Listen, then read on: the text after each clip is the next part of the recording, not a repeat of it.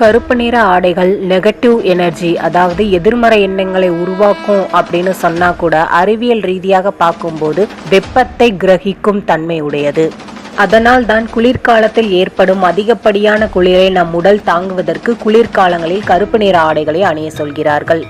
அது மட்டும் இல்லாமல் சபரிமலையில் குளிர்காலத்தில் அதிகப்படியான குளிர் நிலவும் என்பதால் அங்கு செல்லக்கூடிய பக்தர்களும் அந்த குளிரை தாங்குவதற்காக கருப்பு நிற ஆடைகளை அணிந்து செல்கிறார்கள்.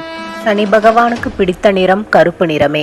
அதனால் தான் சனி கிரகத்தினால் ஏற்படும் சங்கடங்களிலிருந்து தம் பக்தர்களை காக்க கருப்பு நிற ஆடைகளை அணியுமாறு ஐயப்பன் உத்தரவிட்டுள்ளார்.